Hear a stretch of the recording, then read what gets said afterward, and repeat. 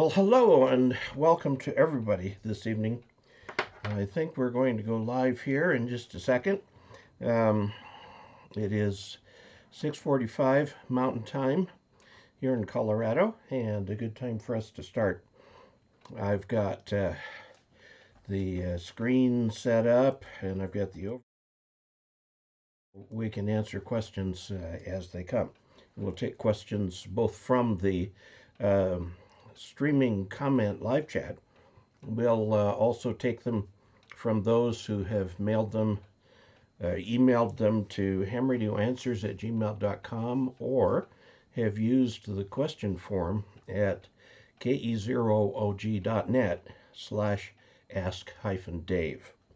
And that's where most of them come from for that. We'll see if we can't get to a bunch of those tonight. Please forgive me, I can see better with these on. Also see my hair's a mess. Okay, there's been a little bit of discussion of RF, danger of RF exposure.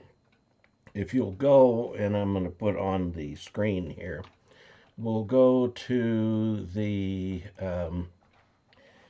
let's see, KE0OG.net/general. Okay, and way down here at the bottom is the list of videos. And this one right here is on exposure safety, RF exposure safety. And it will walk you through. It's not an issue, not something that you need to worry about. Looks like we're going to have all kinds of fun with the connection again here. I apologize if anything drops out as we go. Joe Mercado said that the FTDX 3000 and FTDX 5000 are discontinued by Yaesu. I looked on the Yaesu website. They're both there. Generally, the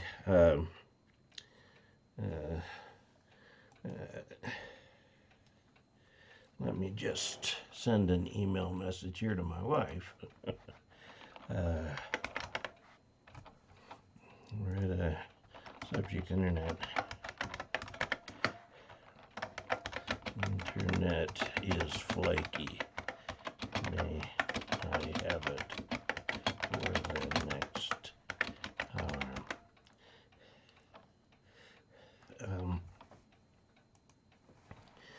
She's down in the basement watching television while I'm up here in my office /studio/ham shack/ huge pile of junk up here with this. Okay, so how far to Uranus? So you'd have to look that up on Wikipedia. Let's see, lots of people checked in. Let me see, the very first one was David Simmons from K2JAX in Florida. Joe Mercado, KG7JM, it says very 73 to all. And, they're having trouble in Texas because they didn't plan for the cold. Here in Colorado, it is 19 degrees right now, Fahrenheit.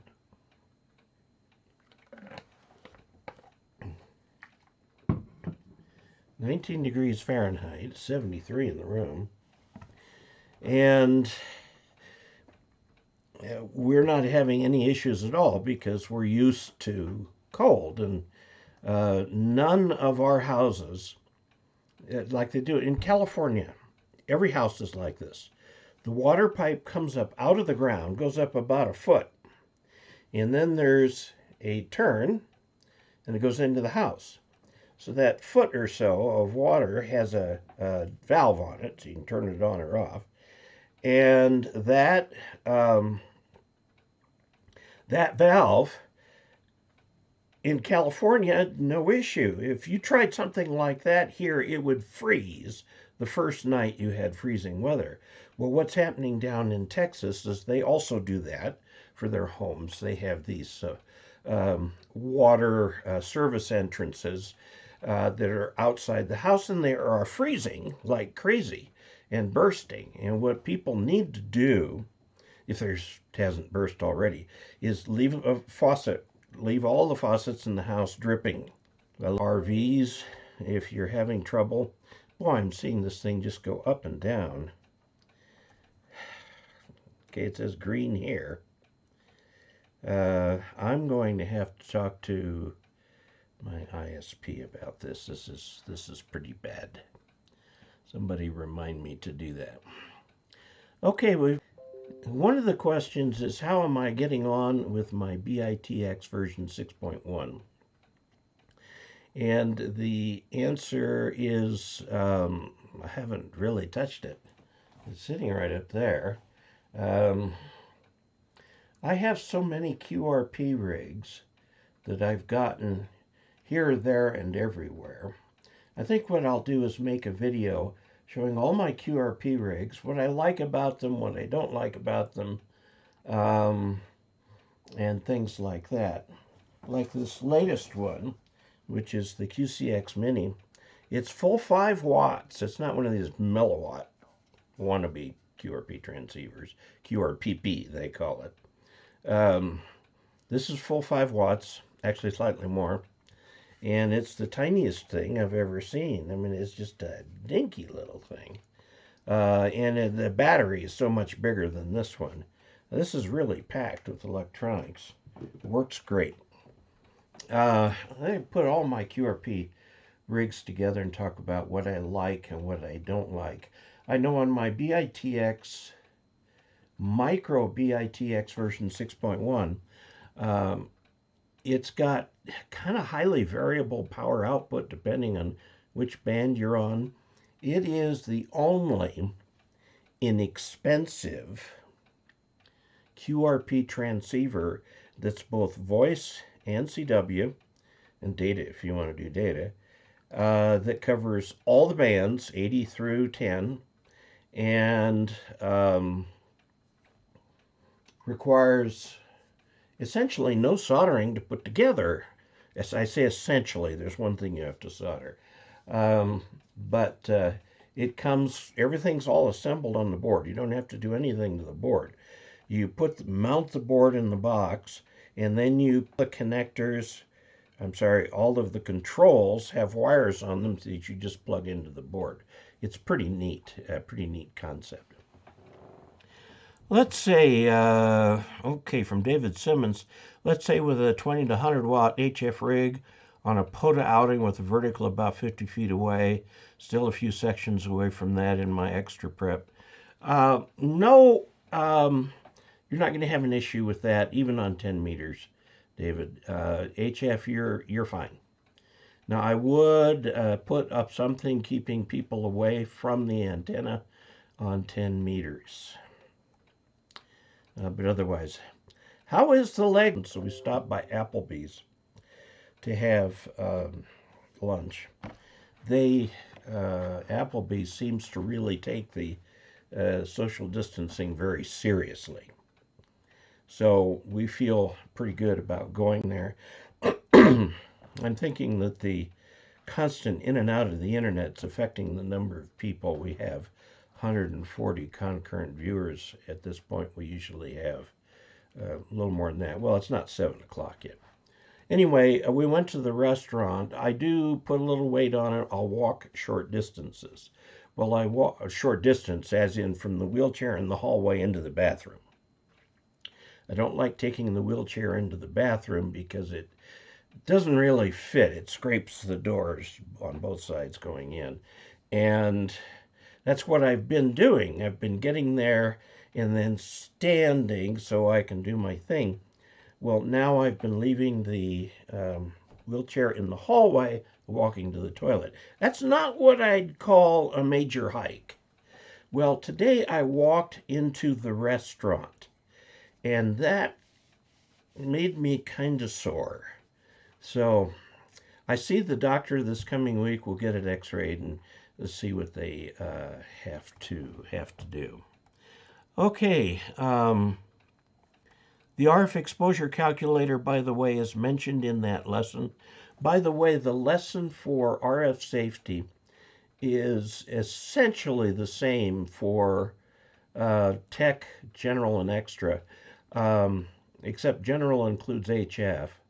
And the extra video for it is actually literally the general video because the material in the manuals is identical. Even though there are questions on it, the material in the manuals is identical. So, yeah, I've heard the 3000 and 5000 are discontinued. Where can I find that in print? Somebody send me a link where I can find that in print. From Yesu, an authoritative source. No study and on the general and almost passed. We'll keep doing it. 22 Fahrenheit in Ann Arbor. That's Michigan, I think. It's 18 here. And James F. Pop is studying for his extra.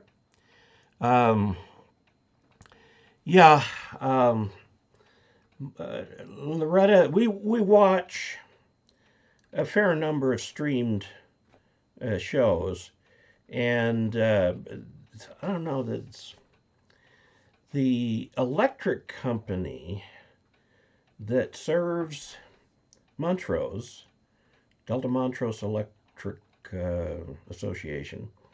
It's a co-op.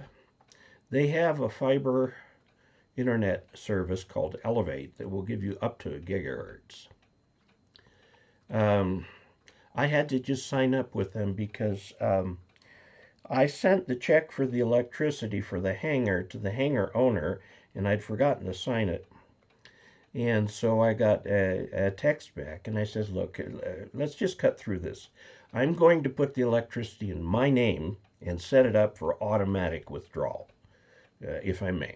And they agreed, so I called up DMEA today, I think, yesterday, somewhere in there, and set it up so that the electric bill, which is about $35 a month for a hangar, I mean, there's not, $30 a month is their minimum if you don't use any electricity at all. So don't use much in the hangar except a battery tender for the airplane.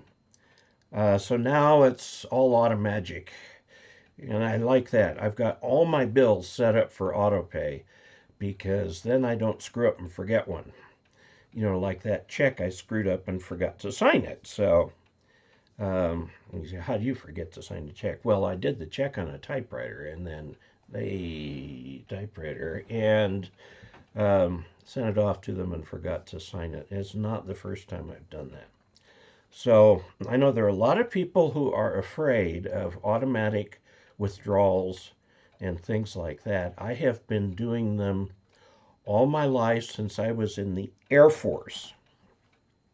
And I got out of the Air Force 41 years ago.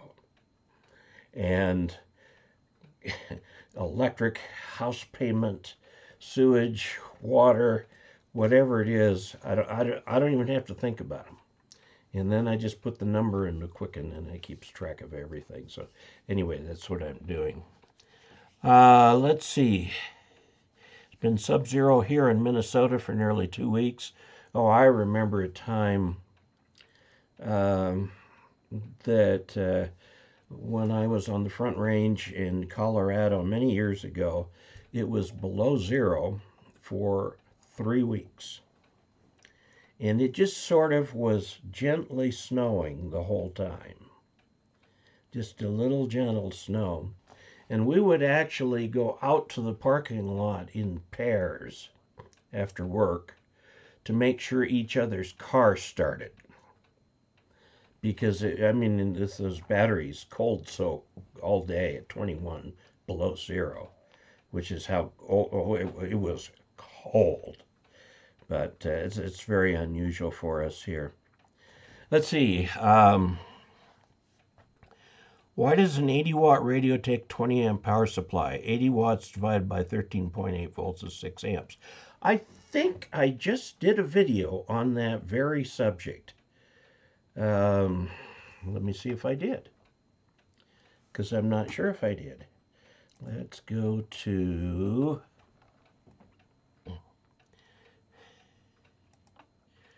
Ask Dave videos, and we'll pull up a screen here so you can sort of see this. It's a little hard to see. Sloped radials, wavelength traps, vertical antennas, QCX amp classes, software radials, dipole length, battery charge. What was that one about? Oh, that was how to charge lead acid batteries. Some guy was telling me that the way I was talking about it was totally wrong. So I just did a whole video on it. Well, I don't see it here. I'll have to look for it. But I did a video on why amplifiers take so much power. I think this is it right here.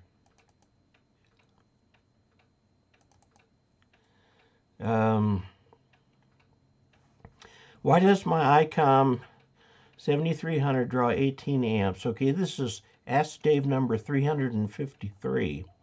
And I talked a little bit about, this is the output section of it here. There are different classes of amplifiers. The circuit in the ICOM is push-pull class AB1. And so the problem is that the amplifier is only about 36% efficient. Okay, and that is normal, and that's because it's a linear amplifier. You can get away with normal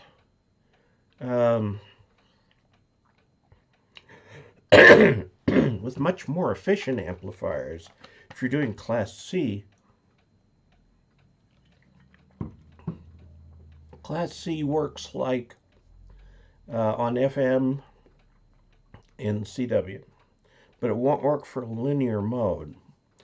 Now, there is a mode called Class D that works a little bit better, and there's a mode called Class E that works better still. By the way, the amplifier in this thing, instead of being Class C, is actually Class E. And that way, it's extremely efficient, about 85 to 90% efficient. And that's a whole fun thing, talking about amplifier classes. But I did talk about them in that video. Okay, let's see, aside from the magnetic base not sticking to the metal, will a mag mount antenna work sitting on an aluminum leaf guard on an aluminum rain gutter? Yeah. Yeah, sorta. Sorta. I mean, it won't stick magnetically, of course. You'll have to kind of tie it in place.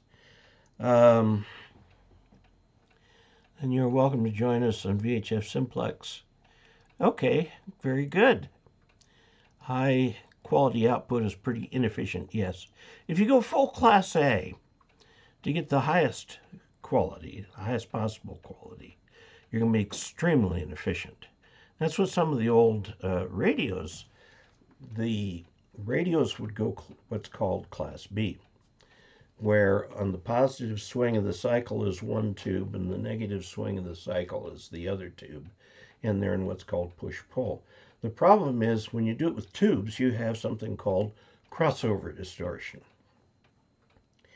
And crossover distortion is what creates total harmonic distortion and things like that. And what's crazy about it is that you know, modern electronics, we can get rid of crossover distortion, but everybody loves how it sounds. It's what makes AM sound so rich and have depth. It's actually a form of distortion called crossover distortion. This is from Felipe Lewis. Thanks for your contributions. In Dallas, Texas, we have something transmitting every 2 seconds 5 times, then wait 20 seconds and repeat it's doing it on all bands. Talk to Dallas hams. No one knows what it is. Thoughts?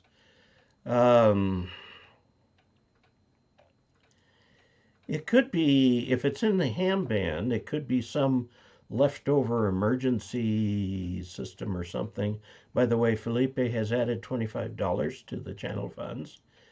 I don't know, it could be something that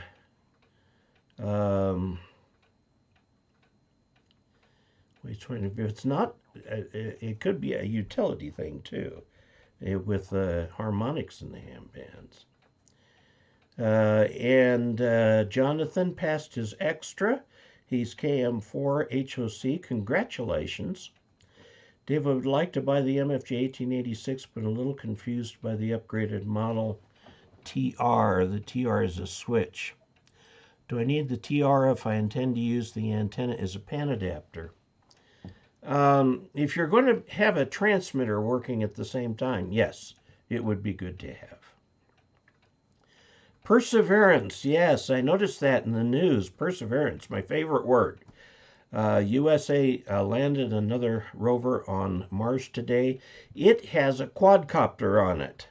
They're going to try and do, they called it a helicopter on the news, but it's a little unit.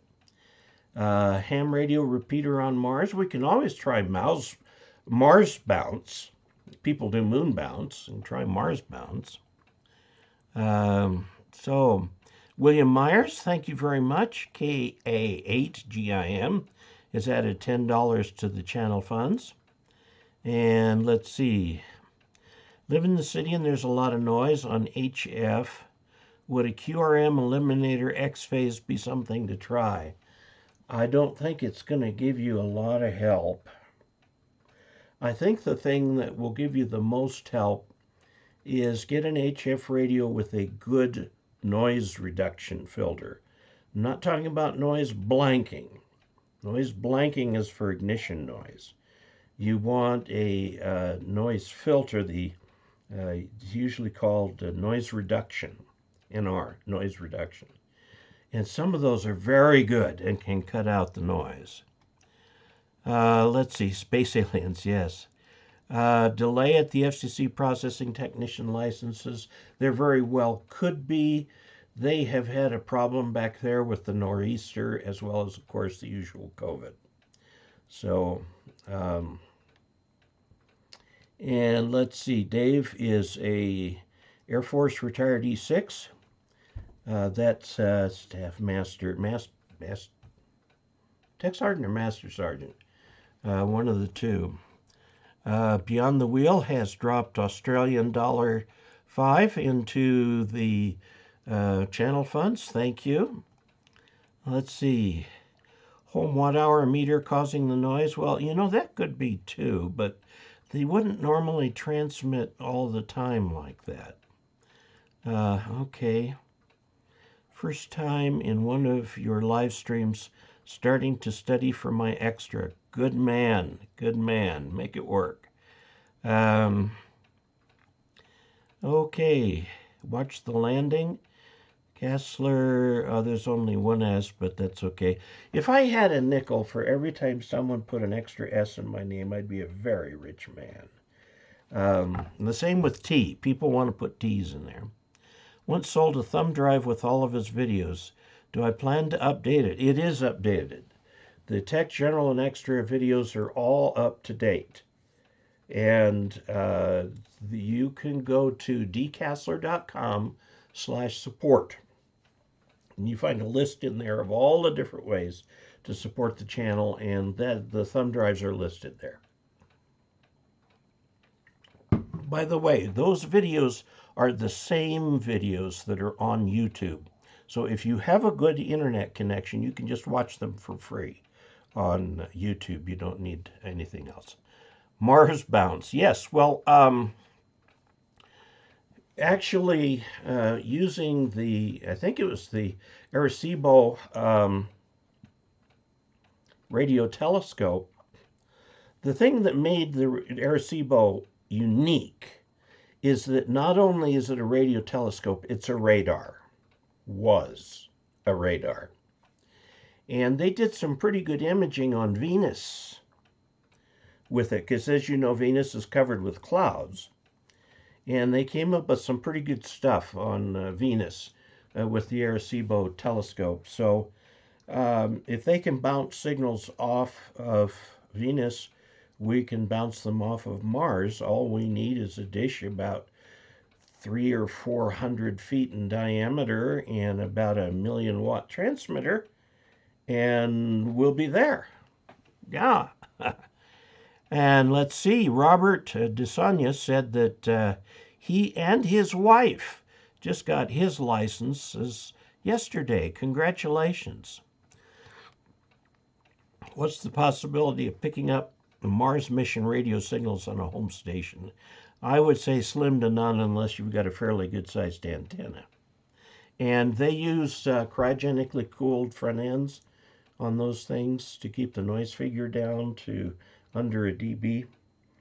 An HF receiver, my Ten-Tech, I think I measured it once, was 11 dB, something like that, which is would not be a good noise figure for that. Let's see, have FT991 non-A version, can't get Yaesu to upgrade it. No, it's a different radio. So seriously considering a 7300, is that stupid? No, it's not stupid. However, you're not going to get that much more for your money. You'll get a better pen adapter. For $100, you can get an RG radio signal processor, RSP1A. This unit right here. And that will give you a lovely pen adapter on your computer, and it's only $100 rather than paying for the 7300. The 991's a great radio. Yaesus are great radios, but I once looked at upgrading. I had the Ten-Tech. I was looking at upgrading to an FT950, and it just wasn't enough of an upgrade to justify $1,000. Tech Sergeant. Okay, Tech Sergeant. Great, thank you. Yeah, I was in the Air Force, and kind of remember all of these little designators. Let's see, for remote meter reading. Jonathan Robertson has added $10 to the chat revenue. Thank you very much, Jonathan. And his icon, it looks like a puppy. Okay, something weird going on. Well, I wouldn't be surprised if it's my internet connection. It's having trouble. Okay.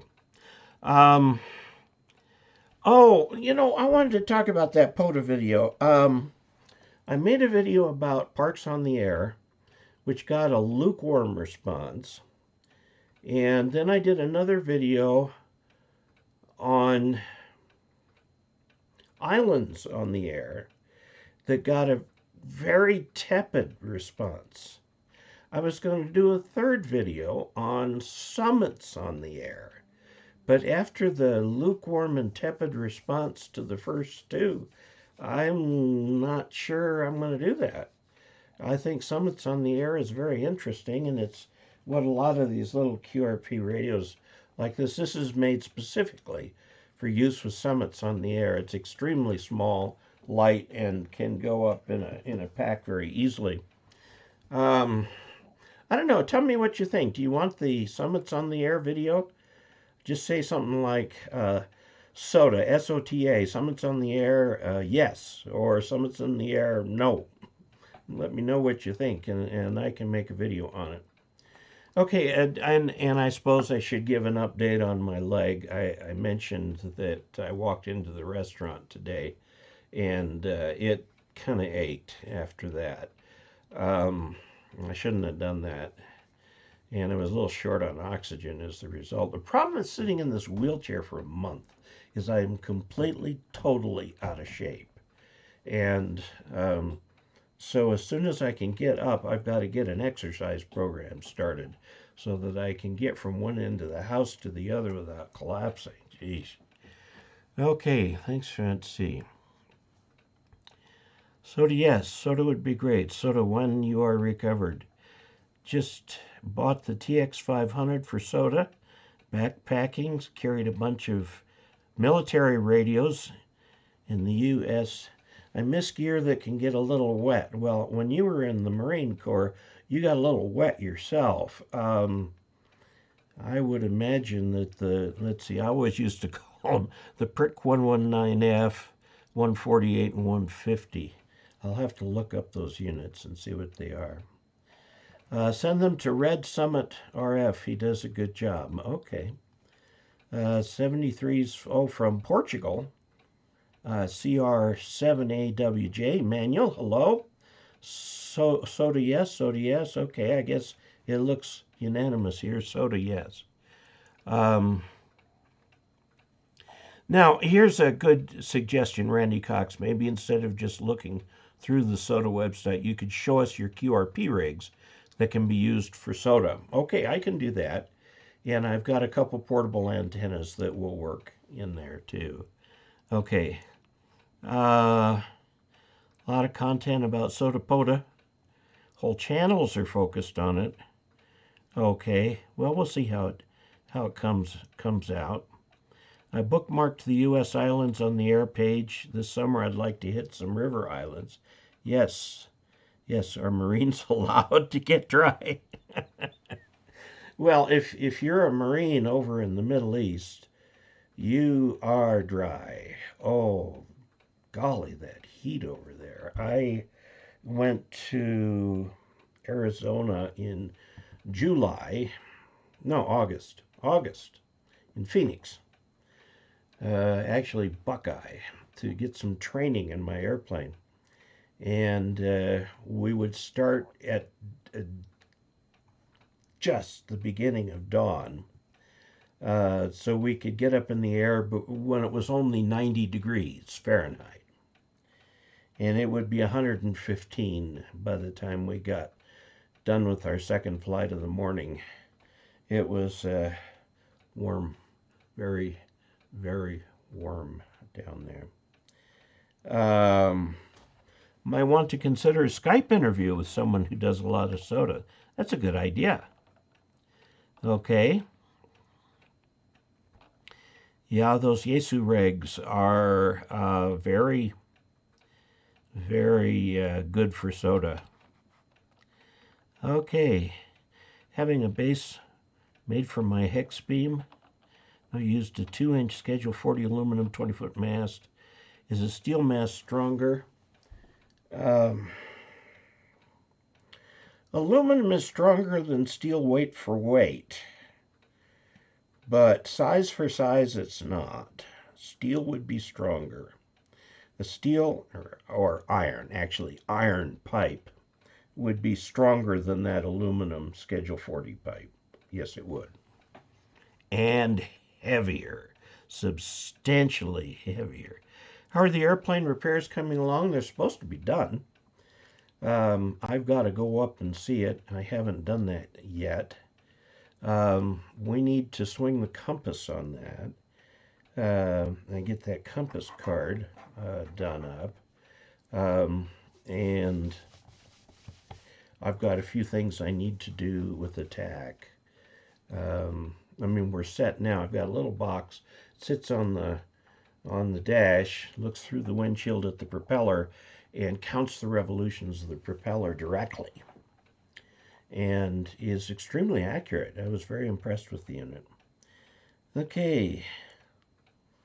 All right, I'll have to get some pushing the wrong bottoms. I recommend a private trainer of a group session with less than 5 people. Okay, well, Josh Nash, is he here? Diesel boat. I don't see him. He has scored quite a coup with the old. There was a Wednesday evening group on Twit. Him, I'm not even remember the name of it escapes me right now. But there were several very high-powered hams who were part of that. They would do live streams, but they wouldn't get that many people for some reason. So now they've kind of merged with uh, Josh Nash. So I have heard about Microsoft Flight Simulator 2020. It's just too doggone complicated. Why count the propeller rotation count to get the tach for the engine? Every time that propeller goes around, you see two black flashes. 1, 2 is one revolution of the propeller, and that's the RPM of the engine. And you do a lot in light aircraft based on the engine's RPM rather than on its power setting or whatever. And you're looking for a specific RPM. And the tach that I had in there went out, and I think it's a wiring problem. Because I brought that tach home and I set it up with the test equipment here.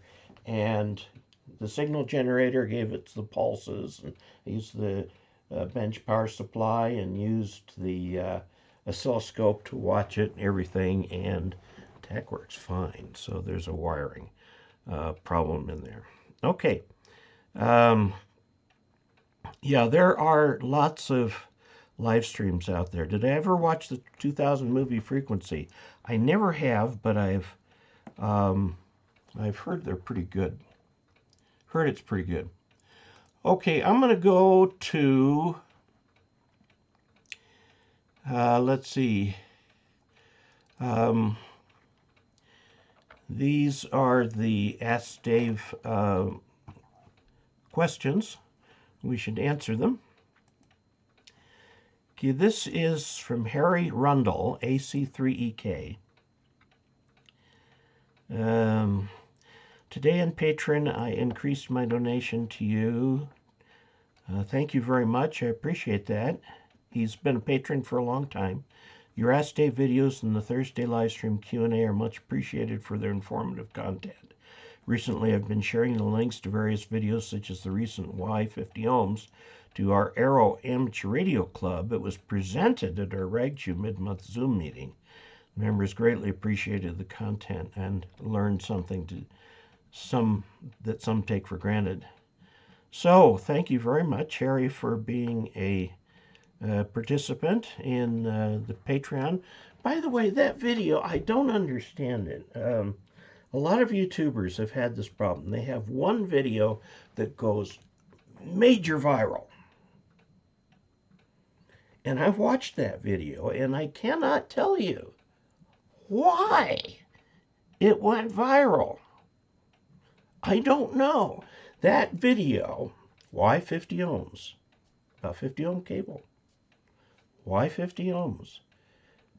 Over 200,000 views. 200,000 views. And I don't know why.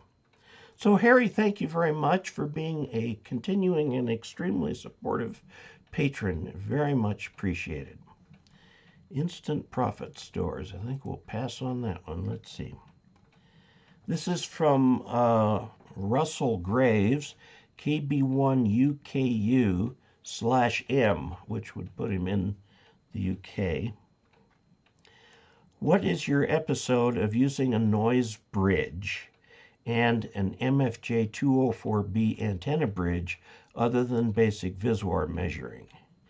I think the 202 is the noise bridge. I have not used a noise bridge per se. Now, your antenna analyzers are essentially noise bridges. Okay, I make upright V antennas for my hobby. My wife keeps paying fines for me leaving out my play toys. Oh dear. Buddies and Chameleons have a 7x11 porch only, and my wife's truck SUV. I'm not fond of my Rig Expert AA54, AA170, but it is very accurate. Yeah, I've got one up here. I like sweeping my 259B. Yeah, I like the 259B because you can just cover a bunch of megahertz with a couple twists of the thing, and you'll see that meter go boink like that, and you go, aha! I finally found the resonance. Okay. My 2x4s are metal.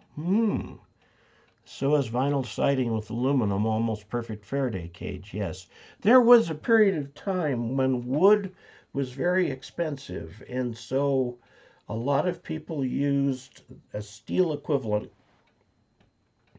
The steel was a piece this way, and this way. So it actually had the C shape to it, and you'd put drywall screws into it, and they'd go right through it and into it and hold it. And once you get the drywall plus those flimsy little 2x4 equivalents there, you'd end up with a perfectly strong wall. And there was a time when steel was cheap and wood was expensive.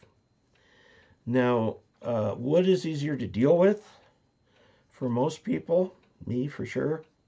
So that didn't last terribly long. I think it's still done in certain places. Leave ARES stuff and suitcase and SUV with a mini desk and 24-volt power supplies. Lithium never dies, true, and lightweight. I have to limit power to 50 watts for door lock and fire alarm panel. Okay, very good. Have lots of email addresses. Okay. There you go. Okay, so he's telling us about what he is doing with his antennas and noise bridge. This is from Steve Martel, W0SDM. Says, hi Dave, I have an ID5100A and a Diamond X50A antenna, both with SO239 connectors, as does my polyphaser that will be in line. It's my understanding that for 70 centimeters and smaller, end connectors are recommended. Yeah. Am I correct in assuming, though, that getting PL259 to female N adapters would be pointless, as the UHF connectors are already going to be part of the system, so my feed line should just stick with PL259 ends? Yes. I would say yes, absolutely. Stick with the UHF connectors, which aren't really UHF connectors. It's a name left over from World War II when VHF was considered UHF. Okay, so the other thing that you can do is convert everything to N. Now, I would only do that if you're doing weak signal work on 70 centimeters, such as moon bounce, meteor scatter, single sideband, troposcatter, things like that. If you're trying that, yeah, you might want to convert everything in the whole line to N connectors. You'll find it an expensive and difficult conversion, but it can be done. If you're working FM, I wouldn't worry about it. I don't think it'd be that big a problem. Okay, let's, discount ends tomorrow. I don't need that one. This is from Glen Martin, N0QFT, who says, what effect will a power line running parallel to and 40 feet from an off-center fed dipole have on the antenna's radiation pattern? Given how long the power line is, the answer will have very little effect. If it has any effect on it, it will act as a reflector because it is longer, considerably longer than your antenna. So if you've got north-south power lines and you're over to the east of that with your line, your antenna, you'll get a very slight preference to the east. It will not be pronounced. It'll be a dB or two. It will not be pronounced, but you'll get a very slight preference to the east. Okay. This next one is from Glen Martin. We just looked at that. Did he send that to me twice? Some people send me the same question as a comment on my website to Ask Dave, and then to Ham Radio Answers, and then they look up my business email and they run it there. I see 4 of them. You know, sorry, that just went out.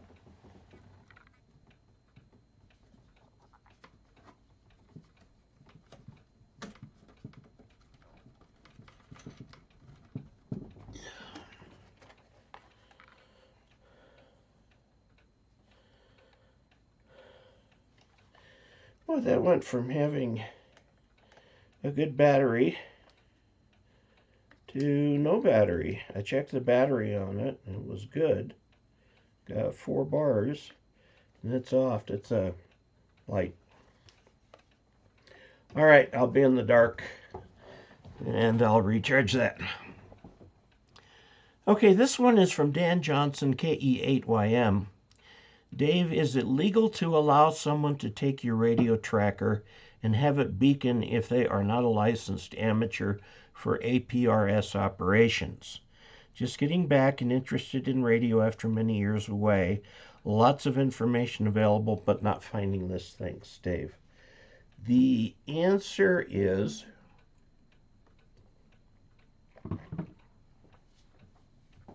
slightly blurry. But in general, you need to have a license in order to transmit on the air. And the tracker is the part that transmits. So the person who has it should have a license. Now, it is possible to consider it a beacon, in which case it could be booked somewhere and the person who is licensed, the control operator, could be somewhere else. So that's why I say it's a little blurry. But I would say that the straightforward answer is that it is not something I would do. The person with the tracker, you know, should be like a person driving a car that has a tracker in it, should be a ham. That's fuzzy. Ask somebody like Riley Hollingsworth or so on about that, but I would say offhand you want to keep the ham with the transmitter. Okay, this one is from Bruce Blosser, AI6XK. Have you ever set up a zigzag type antenna for use in small lots, etc.? I have not, but there's nothing wrong with that. I live on the coast of Northern California, about 150 miles north of San Francisco. You must like fog. I put up a zigzag dipole antenna about 50 feet long and about 25 feet in the air. I tested my old antenna on 40 meters in the daytime, which is an end-fed 100-foot dipole. 40-meter dipole is 66 feet. So, but this is not greater than, it's not a long wire because it's not greater than a wavelength. But it can be made to work. Up about 15 and got an S3 reading from a station in Idaho. Then I switched over the ladder line fed zigzag dipole and got an S9 reading. I can believe that. I can believe that, yeah. I need to do more comparisons, but this and a few other tests indicate to me that this antenna is doing amazingly well. Yes, I would think so. One of the things, let's see if that's just too bright. I had that thing turned way down. And it's got this test feature on the back where you push a button and a number of lights blink to show you how fully it's charged, and it said fully charged all the time I've been using it. It's a very nice little light. But the battery is dead right now, so I'll have to get that taken care of. But yes, I would believe that. I switched over to the ladder line, about 50 feet long, 25 feet in the air. I would assume there's an antenna on here somewhere. 50 feet's a little closer to 40 meters than the 100-foot. And the orientation could be a little bit different. The fact that they're only 25, the one that's 25 feet in the air is going to have the pattern is going to lay down a little bit more. If you're in Northern California and talking to Idaho, you'd want that pattern to lay down just a little bit.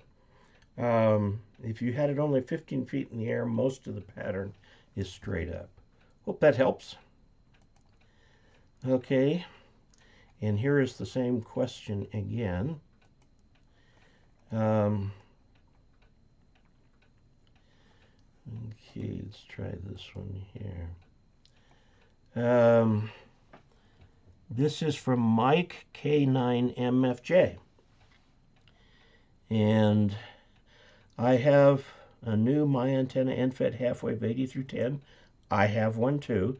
It's at an inverted L configuration, about 45 feet vertical section, over to a tree. When I put my rig expert on it, SWR meter readings and graphs are erratic, jumping from 1.1 to over 6 across the HF frequencies. Okay, now erratic to me implies you're sitting on one frequency and it's jumping. But if you're talking about different bands having different SWRs, that's normal. I have the coax grounded, an alpha delta lightning protector at the service entrance of the shack. Yes. Okay, now let's just talk a little bit about your use of the word erratic. Erratic is a time word, meaning that you have the same settings and with time you see it moving around on you. If you're talking about different SWRs on different bands, that's normal. Tried measuring the different feed points and antenna before and after the delta surge protector, same results. Yeah, well, it should. I have mine set up as an inverted V and it works extremely well. The SWR is under 3:1 on all the bands and the radio is able to tune all of them. Now on 80 meters it only covers about 25 kilohertz. That's true of most bands that say they cover 80 meters. It covers 40 and on up very well. It does not cover 60. So, Mike, I would say that it's normal. I would recommend an inverted V configuration. You can put each end just high enough so that somebody walking underneath it will not come into contact with it. And I have a 20-foot pole in the middle, and it does really well. So, I think that's it there. That is a complicated looking one. Let's see what this is.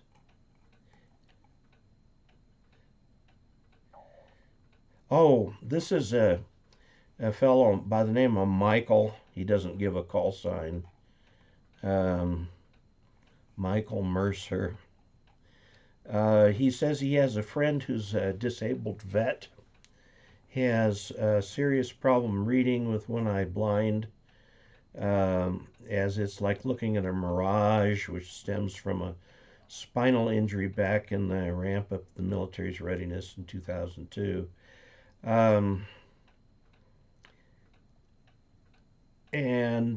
He wants to know about how he can get a ham license. So I sent him the information and the web link to handyham.org. Handyham.org is an organization. What?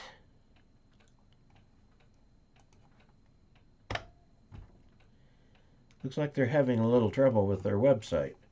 Okay, we won't look at what Handyham. Wait a minute, here we go. Screen. Okay, this is the Handyham website.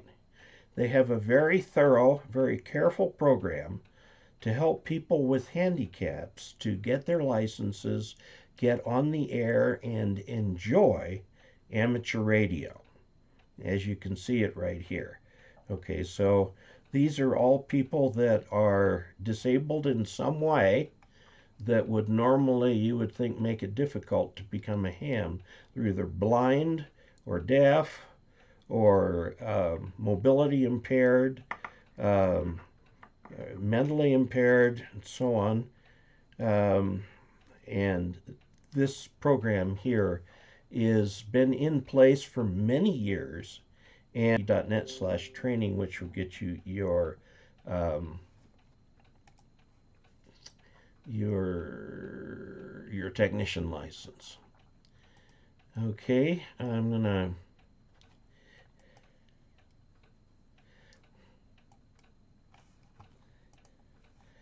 let's see. Okay, that was Michael Mercer, and he wrote back and said, "Thanks for the info, much appreciated." Okay, very good. And that's that same question. Okay.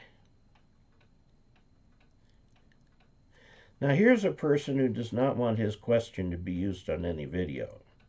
Okay, so I will simply not name him. Ahem.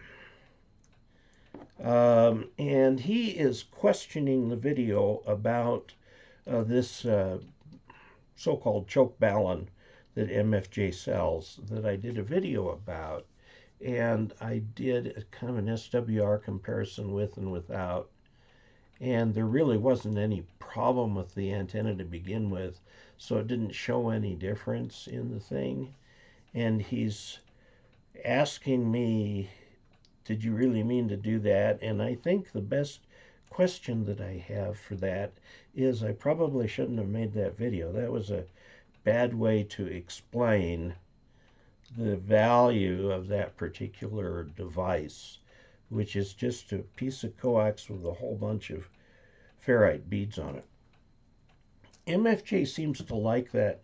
Its hex beam has the lead coming out of the hex beam has a whole bunch of those ferrite beads on it.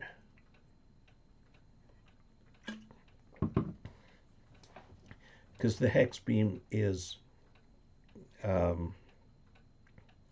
the hex beam is a balanced antenna, and the coax feed, of course, is not. So that's that. I'll just say my bad on making that video. I need to come up with a better way of showing that thing. Okay, this is from Brian Garvey, currently studying for a license. Says, "Hi Dave, thanks for all your videos. Can you use ferrite toroids for microwave ovens to make balance?" Yes, but what you don't know, because ballon makers don't do this, they don't put the electrical parameters on the ballon. Each manufacturer paints their ballons a different color, but there's no standard color code to the ballons. And so you get the ferrite ballon out of a microwave oven. It's going to be a big thing.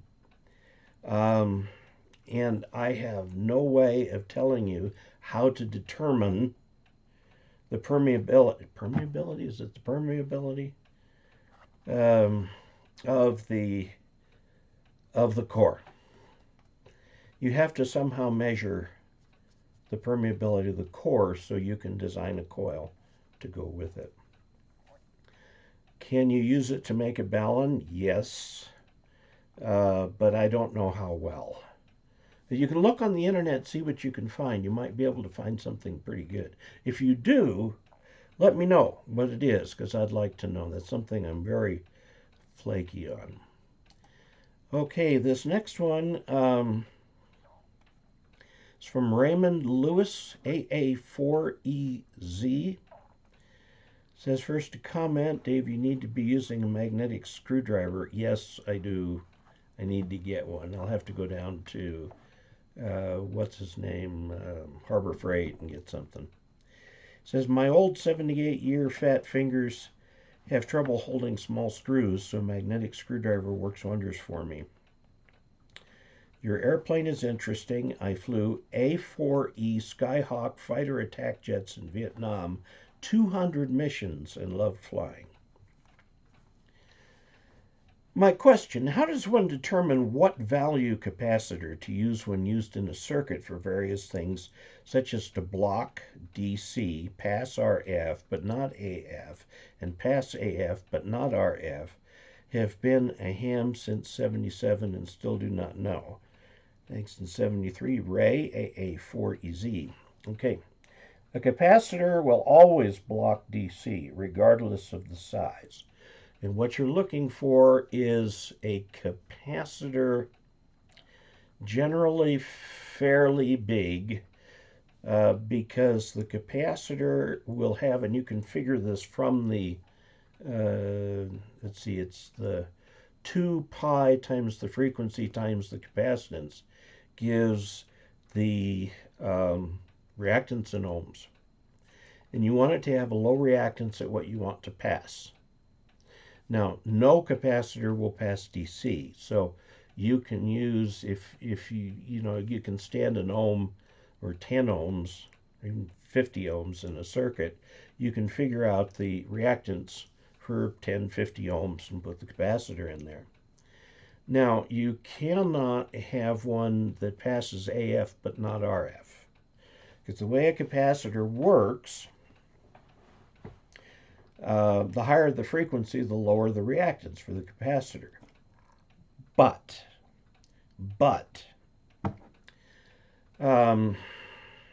real capacitors, not the ideal variety, but the real capacitors have issues with like a very large value capacitor that like you use as a filter in a power supply is very good at smoothing out the AC, but because of the way it's constructed, it doesn't do a good job of shorting out the RF in there. So you often see in capacitors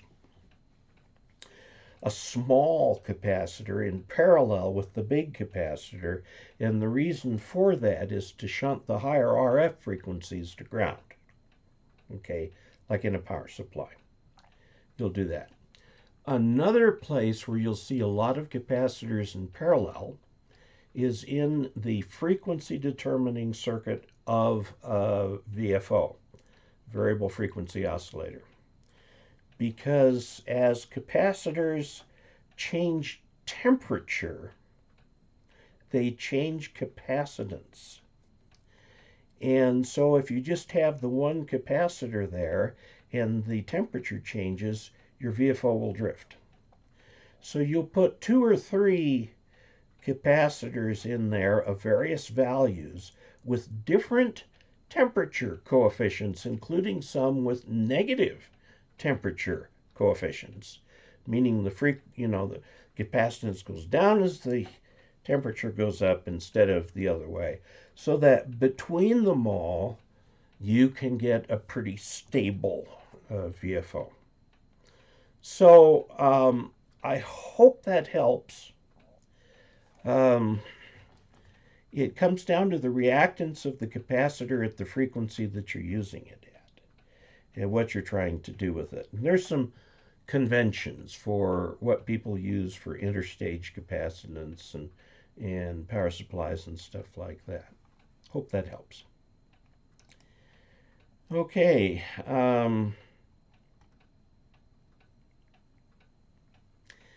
Let me go back to the video. Now, there are a lot of people who have said things that I won't see here because I was, I'm just going to roll up here and pick some at random.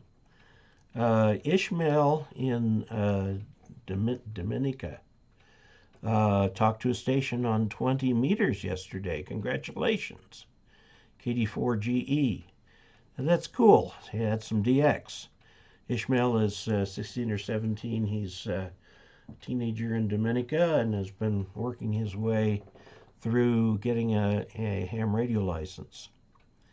Okay. Hello, Dave from James, Billerica, Massachusetts. I look fine. I'm feeling pretty good. Except, like I said, I'm really out of shape. I got my little oxygen canister here. Well, it's not a canister, it's actually a oxygen concentrator. Um, Still left over from that blood issue I had. Um, Non-related ham radio question: Coke or Pepsi? Oh, for me, Coke. I don't like Pepsi. You know, Mormons, for a lot of years, they said don't drink caffeinated beverages. Coke, Pepsi, Mountain Dew, so on. And I didn't, it was never official. Um, and then I heard that BYU cafeteria, our church university, BYU cafeteria, has started serving Coke and Pepsi with caffeine. And I went, well, doggone. If you can do it at BYU, you can do it in my house. So I do occasionally get myself a Coke, not a Pepsi, a Coke. So I'm a Coke guy. Yeah. Not cocaine, Coca-Cola. Uh, let's see, your comments on having a flat galvanized steel roof underneath an end-fed half-wave vertical, end-fed half-wave vertical for 20 with the helix extension for 40 meters. I would get the base of it up off of the roof 10 feet if you can.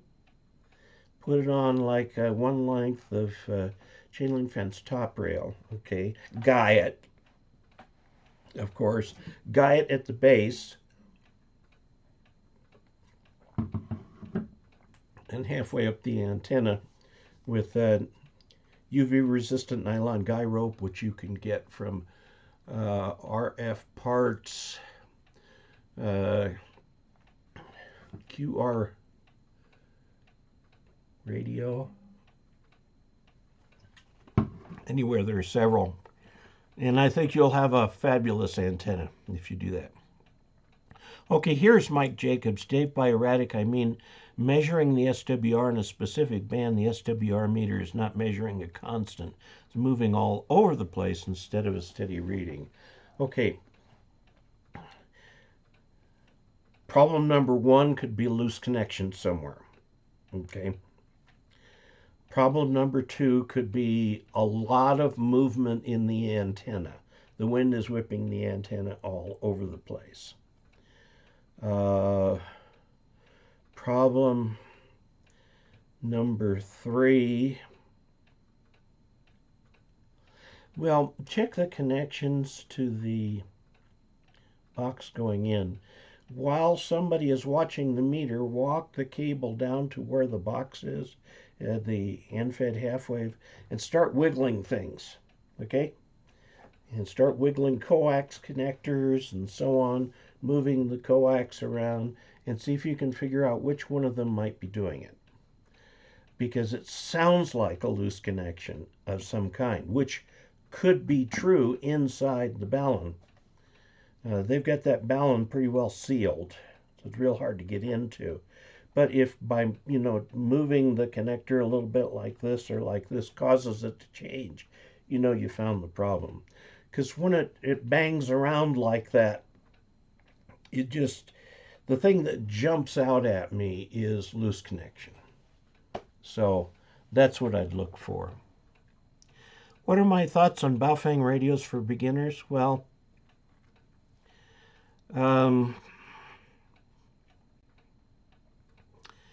I would say they're okay. I mean, you get what you pay for. They do have memories and stuff like that, but they don't do too well. If you buy it as a throwaway, you're probably okay. Now, the Baofeng radios that are FM only are sold by Baofeng. The Baofeng radios that are DMR are sold by Radioddity. And there are some Baofeng branded radios sold by Radioddity. And I have tested them, one or two of them, and they seem to work fine. Um, I would, oh, there are lots of radios out there. Baofeng makes some very good radios. Baofeng makes some junk. What is the radio I just tested? Oh, it's that orange thing from, it was from Radioddity.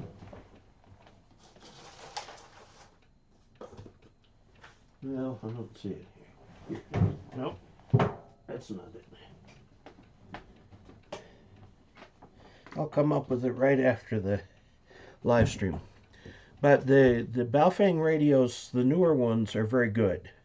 But the $25 ones are pretty inexpensive, and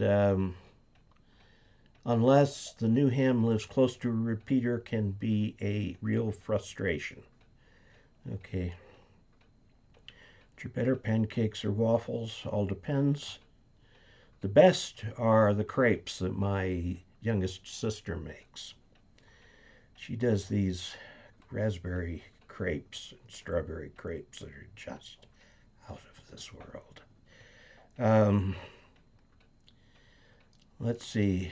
I have a waffle maker. You know, the kind that you find in hotels where you pour the batter in, then you flip it over and you wait for it to beep and you flip it back. I've got one of those. My wife gave it to me for a birthday or something a while back.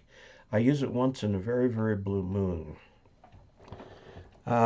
Be sure to remember to put the eggs in the waffle mix if you're going to do that. Let's see. Nano VNA, yes.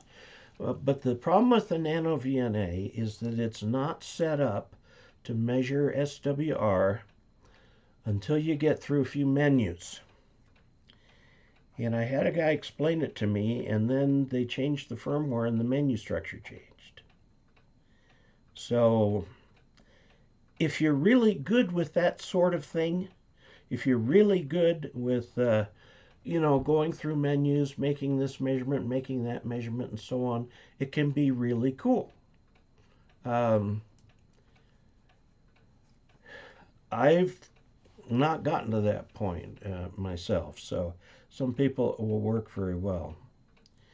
For handicapped candidates, our VE group will even go to the person's house to give a test, and will read the questions and answers to the visually impaired. Yes.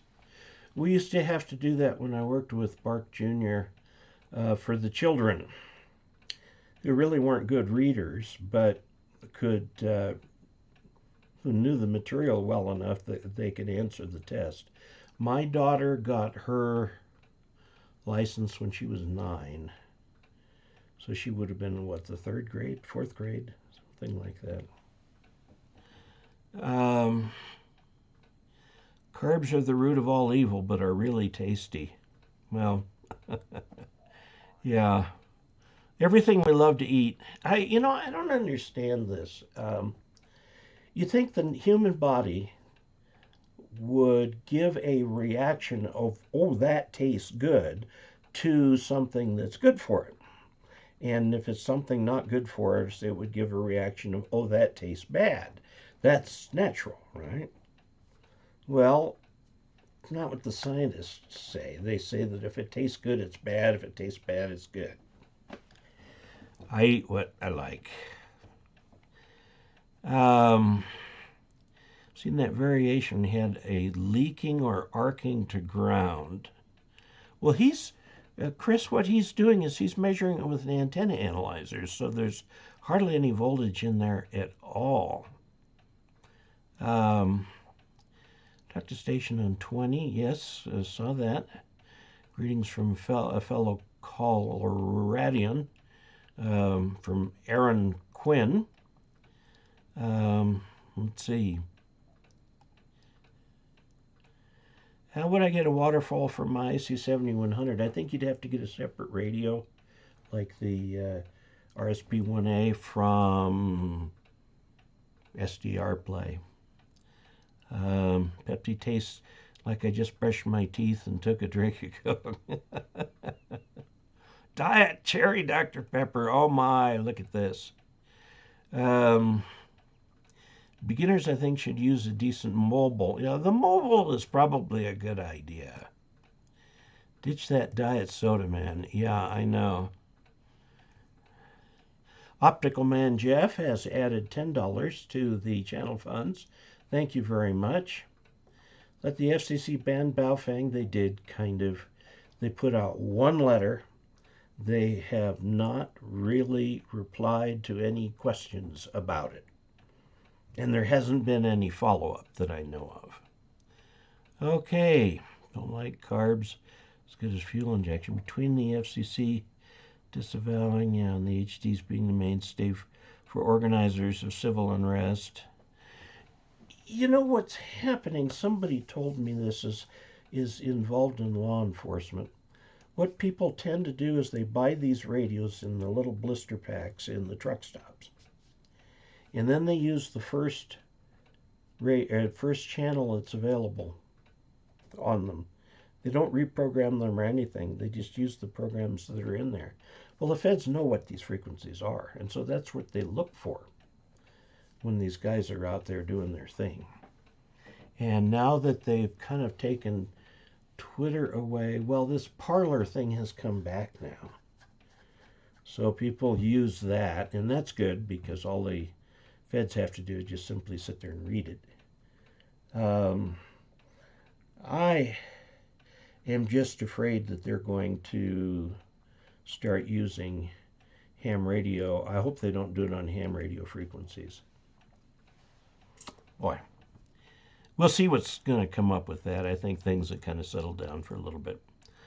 Okay, let's see. We are out of time. We have had a wonderful live stream here, except that my light went out. And I will charge that up, and I will not trust those battery indicators anymore. And I will make the Summits on the Air video, and I'll try and get more pictures and stuff like that. And I'll keep trying to get some videos up there for you. And if anybody can give me a good psychological analysis of that Y50 ohms video, I'd sure like to know what I did right. 200,000 views. It is my second most watched video of all time. My first most watched video of all time was a video I did on the antennas for the amateur extra course several years ago. But the Y50 ohms video will soon surpass it.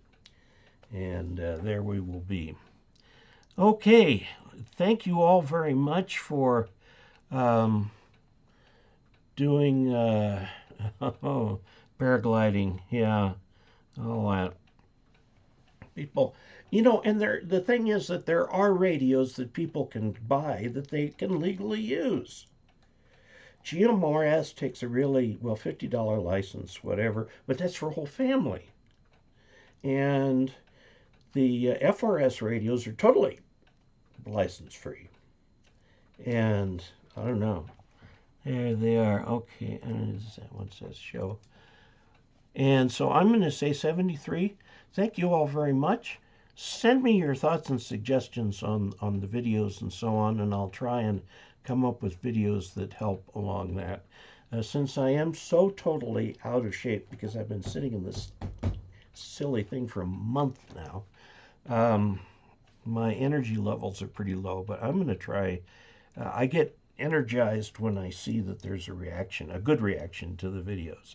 I'm afraid I get de-energized when there's not a good reaction. So anyway, Summits on the Air is coming up. SOTA. I mean, we could do IOTA, which would be Elephants on the Air. We could do TOTA, which would be Thunderbirds on the Air, you know, and all kinds of things you could do. So anyway, we will see you next time, and until we next meet, 73.